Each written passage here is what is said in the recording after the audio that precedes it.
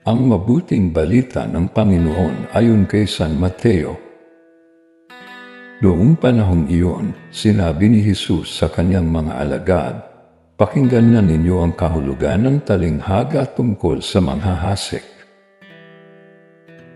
Ang mga nakikinig ng salita tungkol sa paghahari ng Diyos ngunit hindi nakauunawa nito ay katulad ng mga binhing nahasik sa tabi ng daan.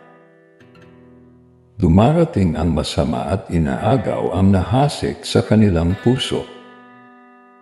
Inilalarawan ng binhing nahasik sa kabatuhan ang nakikinig ng salita at masayang tumatanggap nito kaagad. Ngunit hindi ito tumitimos sa puso nila kaya't hindi sila nananatili. Pagdating ng mga kapigatian o pag-uusig dahil sa salita, agad silang nanlalamig. Inilalarawan naman ng naghasik sa dawagan ang nakikinig ng salita. Ngunit naging abala sa mga bagay ukol sa mundong ito at naging maibigin sa mga kayamanan anupat ang salita ay nawalan na ng puwang sa kanilang puso, kaya't hindi makapamunga.